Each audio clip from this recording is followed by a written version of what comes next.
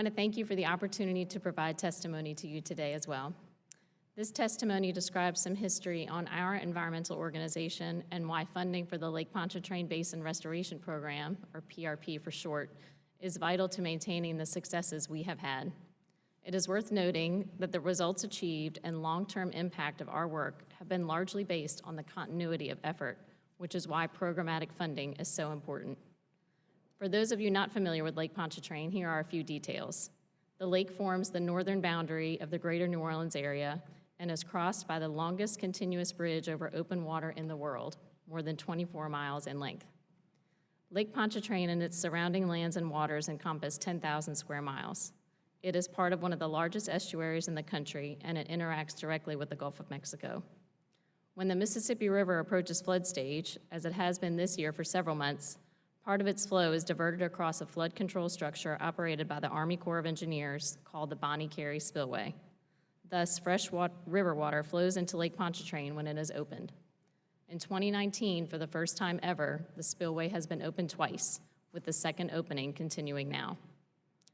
The Lake Pontchartrain Basin Foundation was established 30 years ago in 1989 in response to environmental concerns voiced across Southeast Louisiana. In 2000, Congress established the Lake Pontchartrain Basin Restoration Program to restore the ecological health of the basin by developing and funding restoration projects and related scientific and public education programs. Shortly after PRP was authorized, LPBF established our in-depth water quality monitoring program. Within just a few years of the PRP funding, LPBF worked with the state of Louisiana and the US EPA to have the lake removed from the impaired water bodies list under the Clean Water Act 303D. Southeast Louisiana's natural resources and built infrastructure are of national importance. We know from past hurricanes and major oil spills that interruptions to our state's workforce alter the nation's economy. Conditions in Southeast Louisiana affect our state's pivotal roles in energy supply for the New England states. For tourism, $47 million in 2017. The estuary that supports the seafood industry and Sportsman's Paradise, and waterborne commerce through the Port of New Orleans. All of these systems hinge on continued and increased preservation, restoration, and protection efforts benefiting Lake Pontchartrain, its estuary, and the coastal ecosystem in Southeast Louisiana. With our funding, in 2013, LPBF established a small museum inside the restored New Basin Canal Lighthouse in New Orleans. Tourists, school children, lighthouse aficionados, and others can visit to learn about the region's history and ecology and LPBF's successes. Since the lighthouse opened, more than 50,000 youth and adults have toured its exhibits. Our water quality monitoring program has provided timely scientific analysis and broad dissemination of results to allow citizens to make informed decisions about enjoying the lake for fishing, swimming, and other recreational activities. The most important component of this effort is maintaining a continuous data set. We have been sampling the basin continuously every week for 18 years, and we do not want to interrupt that data set due to a lag in funding.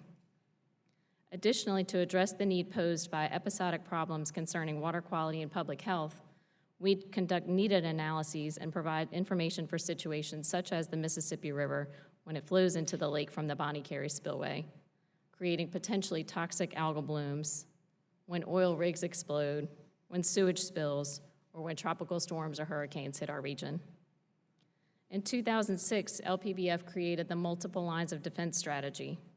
The lines of defense are both man-made and natural and include barrier islands, sounds, marshes, natural ridges, man-made ridges, floodgates, levees, pump stations, elevated homes and businesses, and evacuation routes. Restoring targeted habitat sites, such as swamps and marshes, is integral to recreating a self-sustaining coast and permanent storm protection for coastal communities. PRP funding comprises a critical portion of our total budget, though it has decreased significantly over the years, and reauthorization allows us to continue our many restoration efforts. Although the lake and its resources have made a tremendous comeback, Lake Pontchartrain and its surrounding area continue to face environmental challenges. All across the United States, the protection of rivers, streams, lake bays, and adjacent lands can create jobs, protect fisheries relied upon by the fishing industry, protect food sources, enhance property values, decrease local government expenditures, and provide recreational opportunities.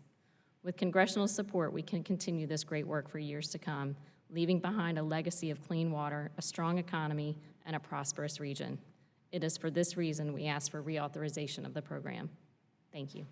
Thank you, Ms. Trail. We move on to Mr. Ford.